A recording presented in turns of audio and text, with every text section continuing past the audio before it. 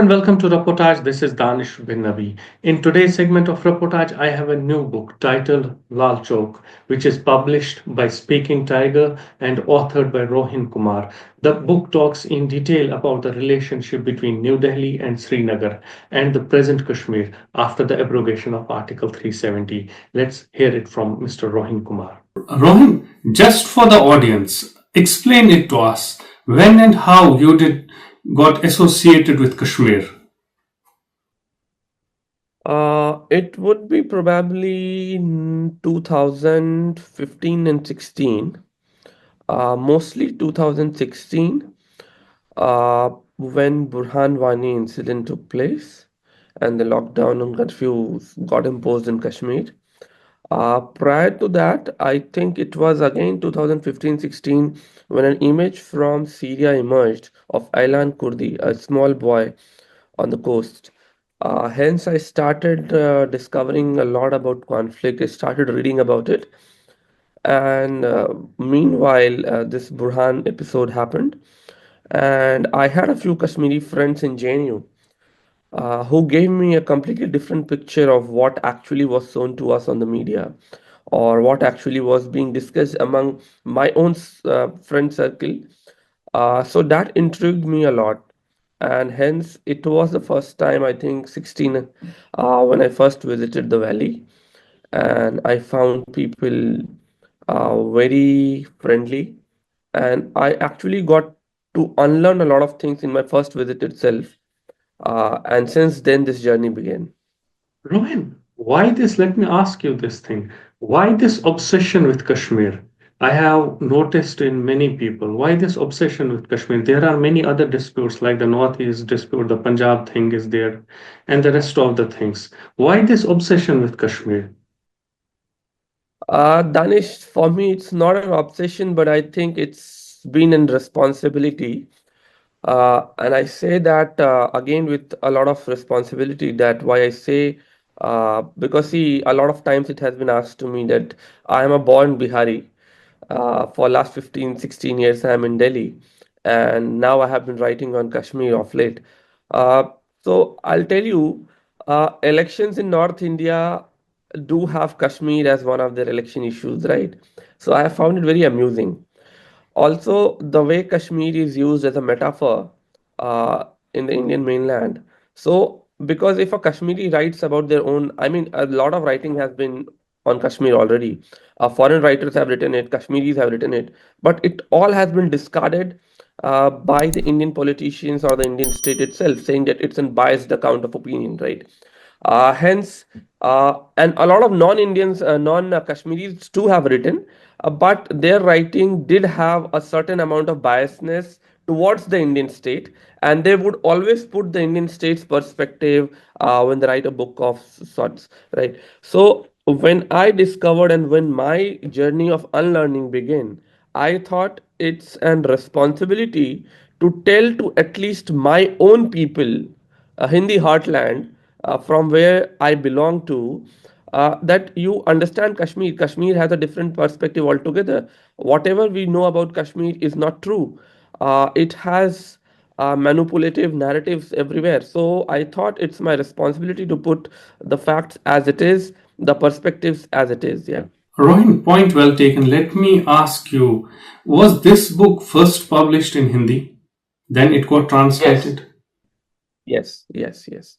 And the main reason to do it in Hindi was the same. That I wanted basically the cow belt, as we describe, to understand Kashmir, at least have a Kashmiri perspective of things, because we talk a lot about Jammu and Kashmir, and if we do not talk about people, there's no sense talking about Jammu and Kashmir then. Hence, I thought it's my responsibility. And I take that question very well. I mean, it's not an obsession, of course. Yeah. And there is this author Ashok Kumar Pandey. He has also written a book in Hindi called Kashmir Nama. So this must be the second book on Kashmir which is in Hindi, if I'm not wrong. I'm not very sure, but I have read his book. His book is more of an historical account of things. But my book only focuses on history to an extent what has been hidden from the mainstream or what half truths have been told to the mainstream, and it's more about human account of things that happen in Kashmir. Yeah. In the book, in the early parts of the book, you have also touched upon the history of Kashmir, where you have particularly mentioned about the role of Sheikh Abdullah. What's your take on Sheikh Abdullah? How do you view him? I mean, for me to analyze his role has been, somebody very radical at times, somebody you would say a very close ally of Nehru, and then Nehru putting him in jail. To analyze Sheikh Abdullah's politics, and also by Sheikh Abdullah, if you see how National Conference has evolved, it has the same tactics as Sheikh Abdullah's. Somebody you sometimes you feel that flattering Delhi would help your cause. Sometimes you feel that no, we have flattered Delhi too much, but now it's not the case. Now I'm already losing my Kashmiri people. They are feeling that I am a stooge of the Indian state, and hence you start taking a radical stance. Sheikh Abdullah to me sometimes also feels maybe one of the greatest communist tenants he had to do the land reforms. But as you see his politics overall, I think he's one of the stalwart leaders of Jammu and Kashmir, and still his politics or NC's politics has a lot of relevance. But do you think that he had an understanding कि जो कांग्रेस में communal elements थे, he had an understanding that they would create a problem in the future for the people of Kashmir? क्या शेख अब्दुल्ला में ये understanding थी इस चीज की? मेरे ख्याल में सेकंड हाफ उनकी जो पॉलिटिक्स की है उसमें उनकी पॉलिटिक्स में वो बहुत क्लियर हो गया था. He was not very happy with Congress, और जिस तरीके से कांग्रेस के अंदर एक हिंदुत्व एलिमेंट ग्रो कर रहा था और हिंदुइज्म की तरफ उनका रुखाव था, या जिस तरीके से उन दिनों I am forgetting name Jana Sangh leader जिस श्यामा तरीके प्रसाद से वो मुखर्जी. श्यामा प्रसाद मुखर्जी जिस तरीके से उनकी पॉलिटिक्स इवॉल्व कर रही थी, he got to understand that even Nehru could not be called as a close ally now, and Congress cannot be trusted wholeheartedly. So ये शेख अब्दुल्ला एनविजन क्यों नहीं पहले ही कर सके, जबकि उनको पता थी कि there are people like Sardar Patel in Congress? Maybe there are also chances. मतलब मुझे अब जो लगता है कि एक वक्त को उनको लगा होगा कि क्योंकि हरी सिंह को हटाने में और हरी सिंह को मेलो डाउन करने में जिस तरीके का रोल शेख अब्दुल्ला ने प्ले किया था नेहरू के साथ मिलके या उस समय के वायसराय के साथ मिलके, उसके बाद उनकी वो अंडरस्टैंडिंग उस समय बन पाना थोड़ी मुश्किल लगती है. Rohin, if I'm not wrong, was he all for the power and not for the people? क्योंकि उन्होंने नेहरू को यूज किया हरी सिंह को पावर से निकालने के लिए. ये मेरे लिए इस तरीके एनालॉजी बनाना थोड़ा मुश्किल है कि सिर्फ पावर के लिए यूज किया और अपने लोगों का इस्तेमाल किया. मैं इसलिए भी ये कहता हूँ कि any politician of course would want power, but उस समय का जो दौर था, उस दौर में जो काम शेख अब्दुल्ला कर पाए, और उस समय जो भारत के अपने हालात थे, कोल्ड वॉर चल रही थी, भारत अपने आप को एक नेशन स्टेट बनाने की तरफ बढ़ रहा था. आई थिंक हिस्ट्री को अगर रेट्रोस्पेक्टिव में देखें तो अब ये चीजें कहनी थोड़ी आसान हो जाती हैं, बट उस कॉन्टेक्स्ट में देखें तो शायद पावर हंग्री शेख अब्दुल्ला कहना थोड़ा मुश्किल होगा मेरे लिए. Not a Sheikh Abdullah fan though, but ये थोड़ा एनालॉजी बनाना मेरे लिए मुश्किल है. Rohin, point well taken. In the book, you have also mentioned about Vajpayee, and you have said that given the BJP and RSS what they have done to Kashmir, there are people in Kashmir who still love Vajpayee. मैं ये जानना चाहता हूँ आपसे, क्या आपको लगता है कि अगर वाजपेयी के पास जो हम 2014 के बाद ब्रूट मेजोरिटी एक देख रहे हैं, पार्लियामेंट्री मेजोरिटी, आपको लगता है Vajpayee would have behaved like a statement? Based on Vajpayee tenure और जितनी बैकस्टैबिंग पाकिस्तान ने वाजपेयी को की, and still he opened his heart and doors to talk with Pakistan, and at least he considered Pakistan as one of the stakeholders. क्योंकि उसके बाद मनमोहन सिंह का अगर पहला टेन्योर छोड़ दें, उसके बाद I don't think anybody has considered Pakistan और separatist leaders as one of the prominent stake holders in Jammu and Kashmir. So I think अगर रेट्रोस्पेक्टिव में देखें तो Vajpayee was one of the stalwarts who actually had sense of how Kashmir could be resolved, और जिस तरीके से uh, अगर border अगर उनके पास ब्रॉड मेजोरिटी रहती तो आप कहते हैं कि उनकी पॉलिसी यही सेम रहते. मुश्किल है ये कह पाना, मुश्किल है ये कह पाना, बिकॉज जितनी कोलिशन गवर्नमेंट में जितना काम हमने होते देखा है, शायद ब्रूट मेजोरिटी में हमने बहुत ही अलग किस्म की पॉलिटिक्स देखी है. इसीलिए ये कह पाना कि अगर उनके पास मेजोरिटी होती तो वो ये कर पाते, थोड़ा मुश्किल है. बट कोलिशन में कर पाना उनके लिए इजी था या नहीं रहा होगा, बट मेरे ख्याल में वो एक डिसाइसिव वो रोल प्ले कर रहे थे, क्योंकि उनके साथ बहुत करीबी लाल कृष्ण आडवाणी थे. And Advani was not somebody, Advani की जो अपनी छवि थी स्टॉलवॉट हिंदुत्व लीडर उस समय, जो आज शायद अमित शाह और मोदी जी की होगी, बट उस समय Lal Krishna Advani was very powerful. And to have Lal Krishna Advani on his side and to get General Musharraf to be talking Kashmir, I think it's one of the achievements जो उन्होंने स्टार्ट किया. Can we hold.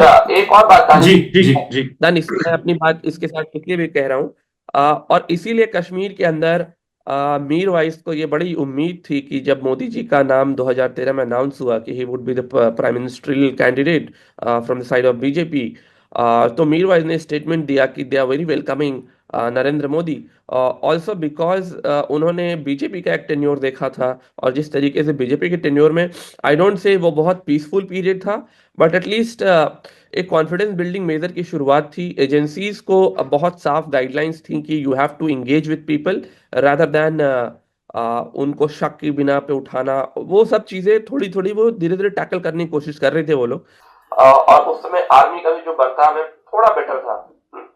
तो अब होपफुली कि वो situation वापस आ सकती है. अभी मुझे भारत सरकार की कश्मीर पॉलिसी समझ नहीं आती है, इसीलिए मैं बहुत होपफुल नहीं हूँ, because I don't see any confidence building measures happening yet. Rather जो वहाँ पे चीफ मिनिस्टर इस वक्त हैं उमर अब्दुल्ला, उनके साथ भी जो रिश्ता सेंटर निभाने की कोशिश कर रही है, वो लॉन्ग रन में I don't think is going to help national conference's politics और Omar Abdullah all together. Point well taken Rohin. एक जबरदस्त चीज जो आपने अपनी किताब में मेंशन किया है, जो it's about the abrogation of article 370, and you write that not only the youth but the general public, अब एक परसेप्शन बना है कि there is only one solution to the Kashmir conflict and that's the gun solution. What makes you write so? 370 के बाद नहीं, but बहुत सारे लोगों में मेन स्ट्रीम पॉलिटिशियंस को लेकर एक डिस्ट्रस्ट, एक मिसट्रस्ट बना है कि all these politicians for all these years had told them that they are actually they work for the Indian state. लोगों का ये कहना है. और जब 370 एक तरीके से हटाया जाए और यूनिलैटरली हटा दिया जाए, और उसके बाद ये भी कहा जाए कि पॉलिटिशियंस को ही जेल में डाल दिया गया, फॉर्मर चीफ मिनिस्टर्स को नजरबंद कर दिया गया, सो उसमें लोगों को ये लगता है कि जो हमारे अपने पॉलिटिशियंस थे जो इंडियन स्टेट के लिए काम कर रहे थे, जब इंडियन स्टेट उनकी नहीं हुई तो वो हमारी क्या होगी. और इसलिए मैं बार बार ये कहता हूँ कि कॉन्फिडेंस बिल्डिंग मेजर्स बहुत ज़रूरी हैं. और बहुत सारे यंगस्टर्स जो एक्चुअली कश्मीर को 2016 के बाद समझ रहे हैं, जान रहे हैं, देख रहे हैं, और जिन्होंने 2008 भी शायद नहीं देखा है, अमरनाथ का विवाद नहीं देखा, या 99 नहीं देखा, या उसके पहले नहीं देखा, जिन्होंने देखा है उनको पता है कि दे आर वेरी होपलेस जिस तरीके से politics. And this is not about BJP और the Congress. Moreover, both the political parties, national political parties, have had their own agendas in the state. और जब भी कोई पार्टी मिली उनको, नेशनल कॉन्फ्रेंस हो या पीडीपी हो, सो वहाँ की रीजनल पार्टीज भी कोई ऐसी होली काउ नहीं है which can not be told. Hence I think ये कह पाना कि लोगों का भरोसा गन सॉल्यूशन में है, मुझे यंगस्टर्स ने एक्चुअली बोला है कि द मिलिटेंट्स का जो वे है that is the way forward, because हमसे तो कोई बात नहीं करता, हमसे कोई पूछता नहीं, और हमने जिनको मैंडेट दिया उनको भी इंडियन स्टेट नहीं पूछती है। But there are lot of sane people in Kashmir still, they believe that ये gun solution is not the solution, right. But isn't this should be a worry for New Delhi? अगर youth या general public perception ऐसा बना है कि there is only one solution and that's the gun solution for Kashmir, shouldn't this worry New Delhi? See, it should worry, it should definitely worry, because see, अगर youngsters दो चार भी ये कहते हैं कि there is no solution, there is only gun solution, it should worry।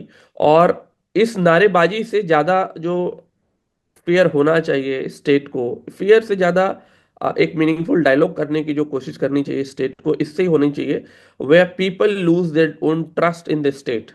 जब लोग अपने इलेक्टेड रिप्रेजेंटेटिव्स में ट्रस्ट लूज कर दें और उनको होपलेसनेस लगने लगे, आ, तो अपने आप ये बहुत बड़ी वरी का साइन है।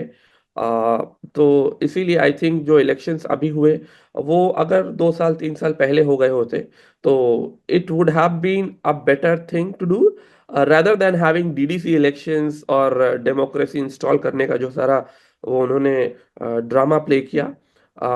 Better than DDC it would have been if the elected representatives state assembly हो जाती वहां पे, और स्टेटहुड देने में जितना देर करेंगे, I think this should be a worrying sign.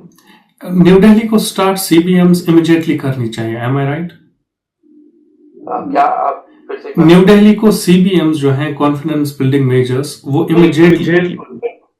बिल्कुल, and I have been saying this for last 3-4 years कि there should be confidence building measures, there should be discussions with general public, scholars, students, हर जगह वो करना चाहिए, because see, today India and Jammu and Kashmir has similar problems, moreover unemployment to the youth, ये सबसे बड़ी problem है। और जम्मू और कश्मीर के लिए जब ये मल्टी लेयर्ड चीजें हो जाती हैं तो वो और डिफिकल्ट होता है, और people losing trust in the government in the state is one of the biggest science that must worry any sane politician or any sane government। Yeah, Rohin, just for the viewers, at the end of the book आपने interviews किए हैं leaders के, जैसे निर्मल सिंह है BJP से, या CPIM से तारेगामी है, ऐसे आपने human rights activist Parveena Ahangar के इंटरव्यूज आपकी किताब में मेंशन है। ये आफ्टर 2019 आपने किए हैं कि आफ्टर 2016? नहीं, 2019 के बाद ही है।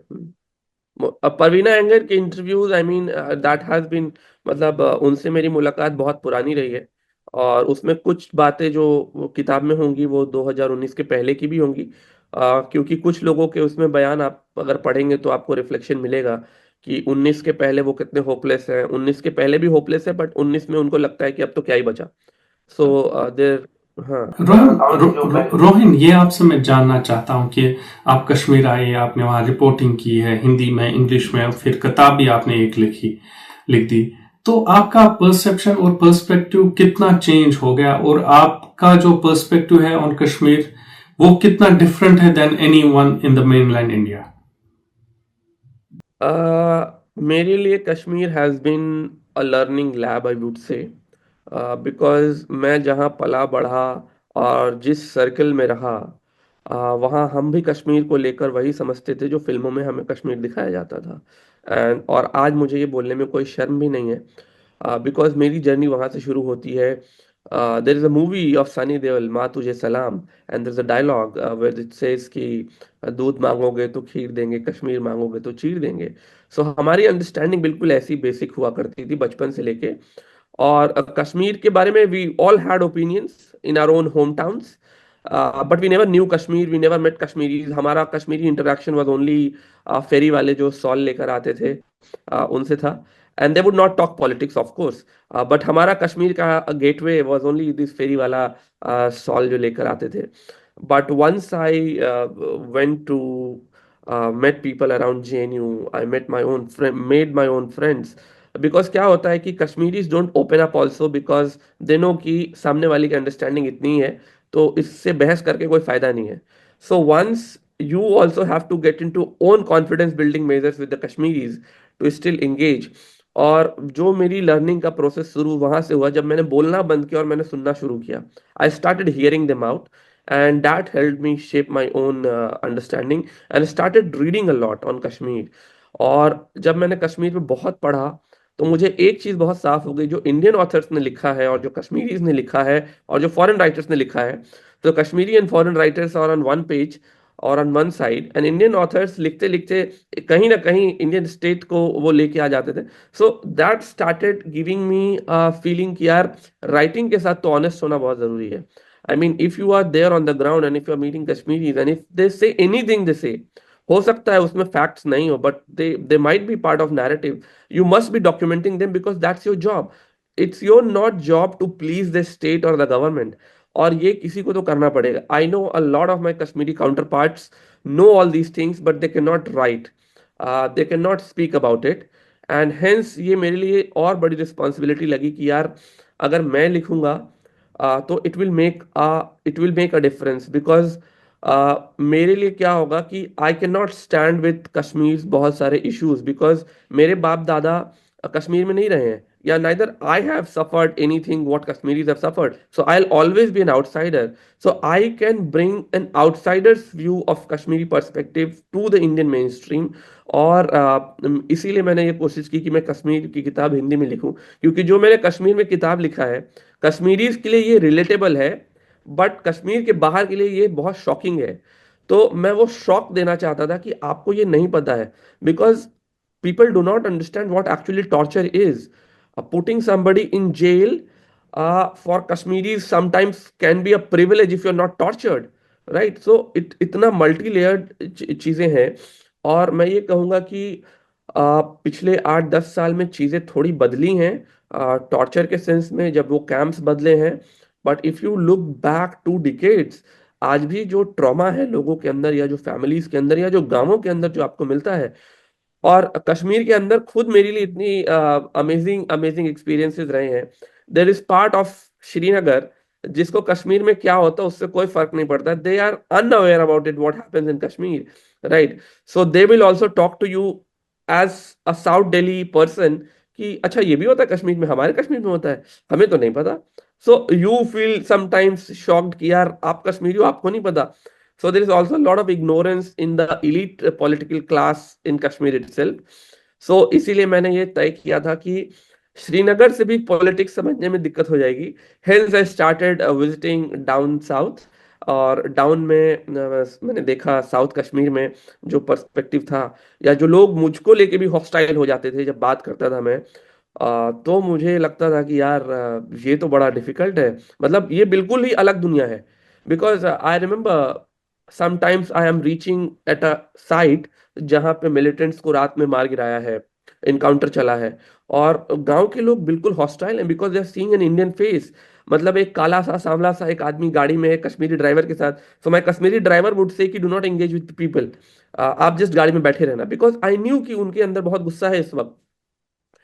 And I also am privileged because coming from Bihar and then staying in Delhi, I had access to the military. I had access to the Indian security forces, and they could open up with me because they could trust me because of my own identity.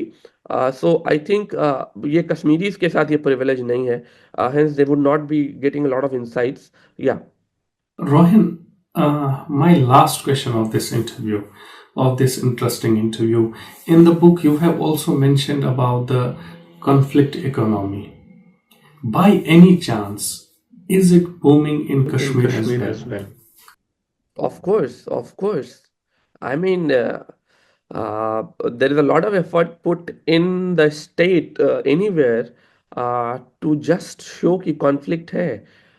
मतलब आप examples उठा के देख लीजिए, जहां भी थोड़ी she cease fire की बात हो या जहां भी ऐसी बात हो कि there might be some understanding with the militant groups, be it North East, be it Kashmir, right, all of a sudden you will see कि कहीं पे अटैक हो गया, right? So all this attacks are not organic. Some attacks are of course manufactured, और आपको इसके facts कई बार नहीं मिलेंगे बट जो आपके इसके पैटर्न देखोगे, या कई बार आप जब उन लोगों से ही बात करोगे जो इसको इन्वेस्टिगेट करते हैं या जो इसमें शामिल होते हैं, जो आस पास होते हैं उस कॉन्फ्लिक्ट के बहुत पास होते हैं, they have a fair bit of understanding way you could say कि यार ये चीजें कैसी हैं। I mean see reaching Kashmir में आज जो ड्रग्स प्रेवलेंट है, कोई मुझे ये कितना भी कन्विंस कर ले कि ड्रग्स, मतलब आपके पास इतनी सिक्योरिटी है। And I have seen for myself थाने के बाहर पॉपी प्लांटेशन।